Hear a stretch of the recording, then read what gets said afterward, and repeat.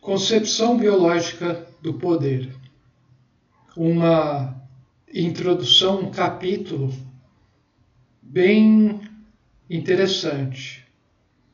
As palavras usadas, por sua voz, elas não poderiam ser mais adequadas. Sempre, em todos os capítulos, em todos os momentos. Concepção biológica do poder.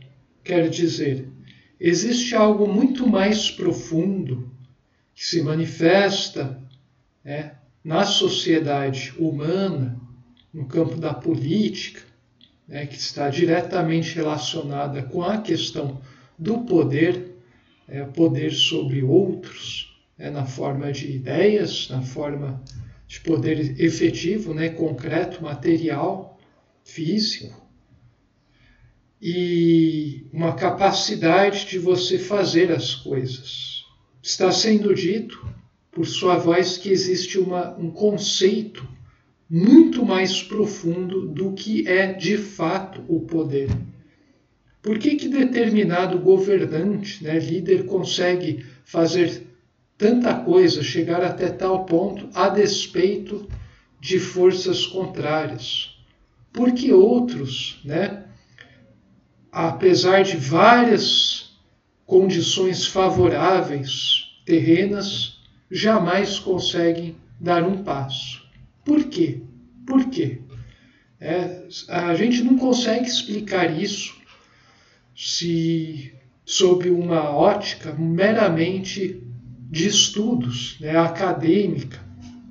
Os humanistas, o pessoal que fica estudando ciência política, psicologia, questões do poder, meramente calcados nos aspectos terrenos, presos no espaço-tempo. Essas pessoas não conseguem captar as coisas mais fantásticas que eles estudam, está dentro de seu campo de domínio. Então, sua voz, num relampejo fantástico, ela mostra de forma extremamente sintética, lógica, precisa, afirmativa, científica e, ao mesmo tempo, musical, como funciona, como é que é a mecânica, o aspecto mecânico do universo manifesto no âmbito da política, da coletividade humana. É um capítulo interessantíssimo. Ler o capítulo, mergulhar nele, é uma aventura por si só. Esses capítulos finais são muito emocionantes porque dizem respeito a nós, ao ser humano, as grandes questões humanas, que muitos abandonam por verem como algo insolúvel. Outros tantos se viciam em aspectos pequeníssimos dessas questões, que na verdade são animadas por algo muito mais profundo. Então esse é um capítulo muito, muito interessante, Tem frases poderosíssimas.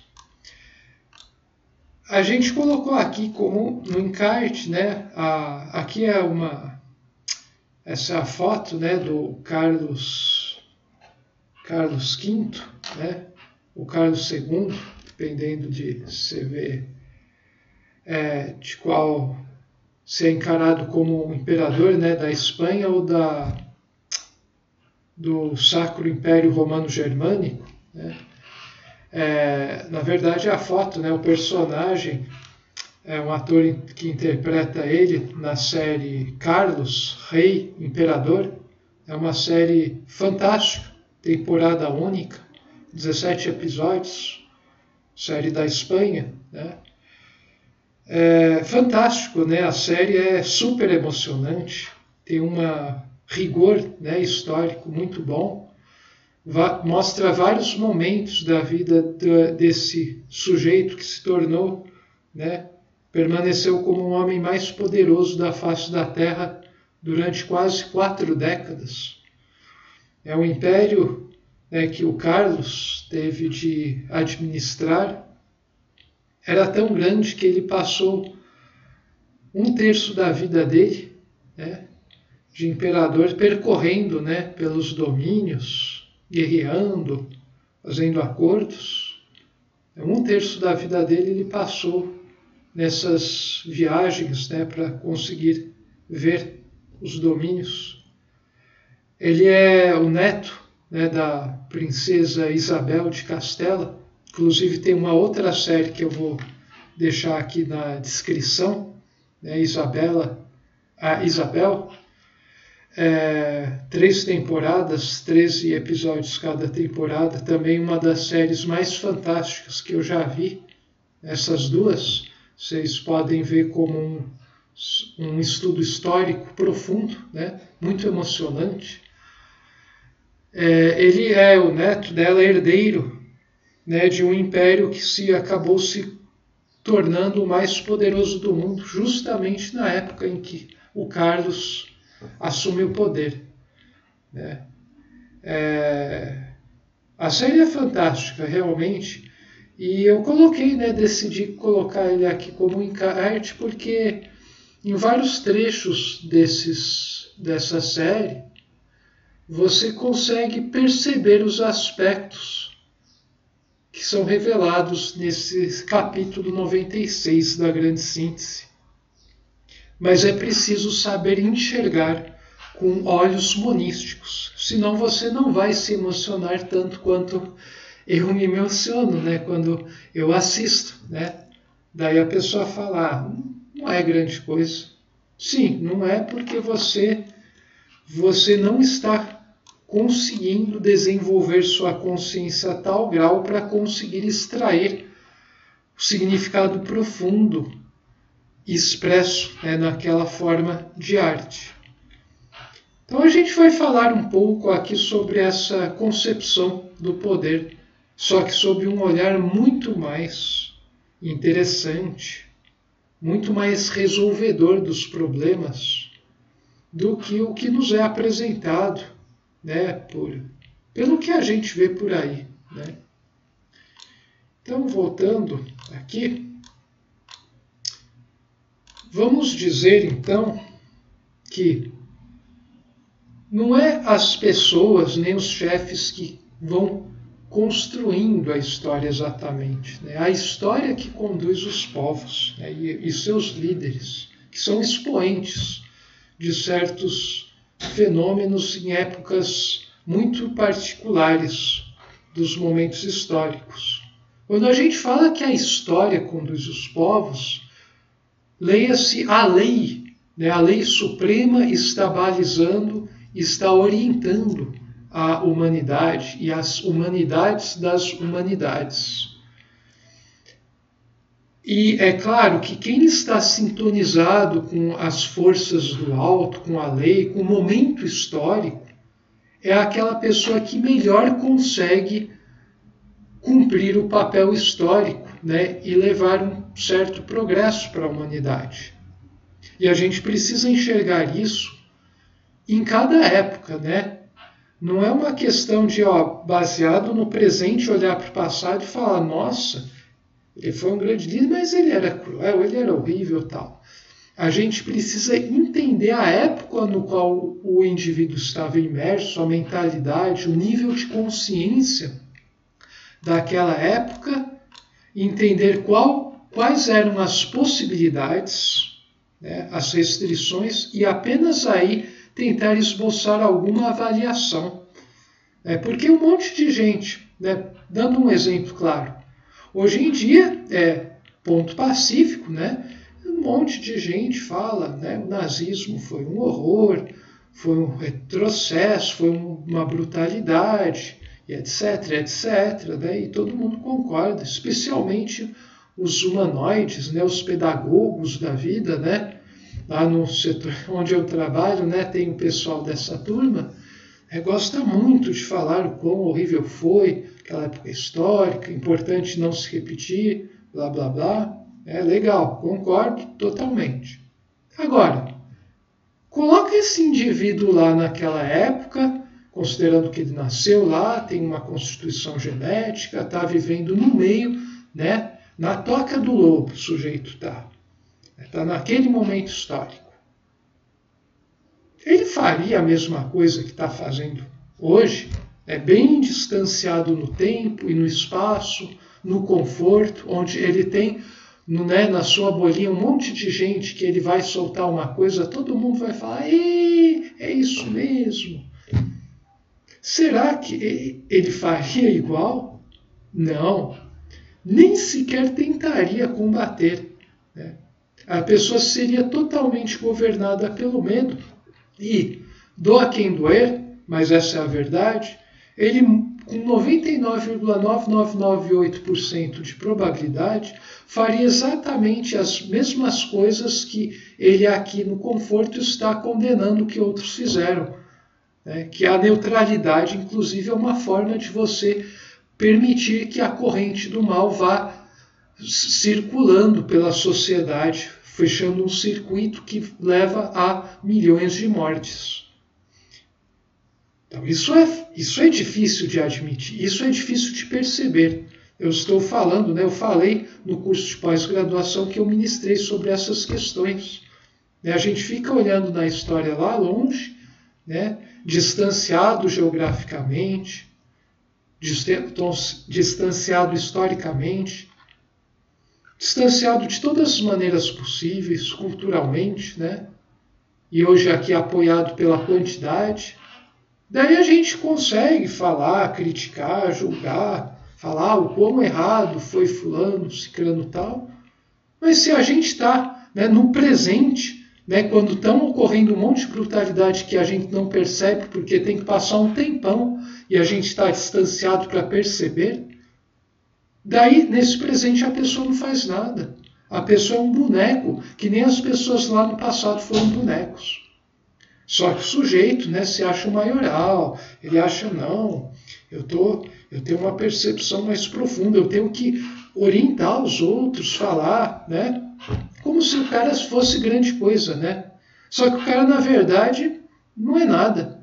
Ele está se achando porque ele está fazendo uma masturbação mental, intelectual, achando que essas análises e sistematizações vão ajudar a humanidade a evitar catástrofes. Sendo que esse não é o X da questão. Se você não perceber no sentido que eu estou apresentando, você não vai ter entendido nada. Você não vai ter o poder de começar a realmente se armar, no sentido espiritual, para evitar futuras catástrofes. As pessoas, em sua imensa maioria, são covardes. Elas gostam, elas se botam, como apontam, analisam, falam que, nossa, era um absurdo tal, quando elas estão distanciadas no espaço, no tempo, culturalmente. Daí é fácil fazer essas análises, desses pessoal que estuda, esses intelectuais.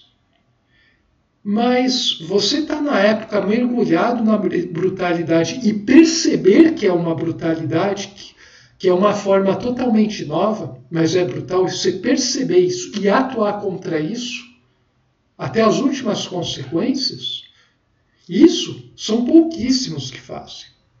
Então, essa questão de você estar sintonizado, essa questão de você conseguir perceber que a única atuação possível para realmente mudar é no presente, estando você sozinho contra 100, é aí que você estará sendo avaliado. E é aí que a imensa maioria falha. A gente sempre, eu costumo dizer, sempre vive no passado. A gente nunca está no presente. E a única maneira de você atuar e transformar as coisas é estando vivendo no presente. Não no passado. Viver no passado é uma pseudo-vida. Não que você vivendo no presente você não recorra ao passado para te ajudar a perceber as coisas, mas a pessoa está orientada, não está presa lá no passado. Está andando só que olhando lá para trás. Não está andando olhando para frente, vendo o que está acontecendo, de vez em quando olhando pelo retrovisor brevemente. A pessoa está com a cabeçona lá atrás, andando, não sabe o que vem à frente, está falando lá. Enquanto a violência hoje em dia assumiu novas formas, que são muito mais sofisticadas e marqueadas do que a forma lá do passado. E o cara tá, né, com perdão da palavra, essas topeiras, né, que se julgam saber das coisas, estão olhando lá para trás e estão falando, não, tal, é isso, tal. Ano passado, eu tentei conversar com uma pessoa para mostrar aspectos monísticos ubaldianos num documento que o sujeito apresentou, tentando mostrar, né, estabelecer um diálogo, mostrando que existem coisas mais profundas por trás dessas questões que tanto ele quanto eu consideramos importantes, né? Só que, infelizmente, né, você vê que a pessoa não consegue acompanhar. Aí, né, a pessoa está tão entupida de intelectualismos, de metodologias, que ela se torna totalmente impotente para conseguir acender a chama do Espírito e fazer algo verdadeiramente transformador. Então é pessoa engessada, né? É pessoa que não consegue captar a essência da realidade.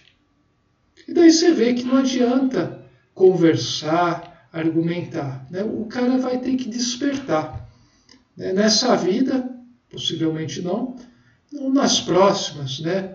Muito mais para frente. Então é uma questão de fórum íntimo, né? Por isso eu fico falando mais aqui, né? Dificilmente eu posso falar isso em outros ambientes. Minha vida seria muito diferente, né? Seria muito interessante. Mas as pessoas acreditam que essas coisas não têm nada a ver com nada. Né? Ficam pedindo, explique um pouco melhor, você tem que fazer uma coisa pulando, tal. Sinceramente, não é essa a questão.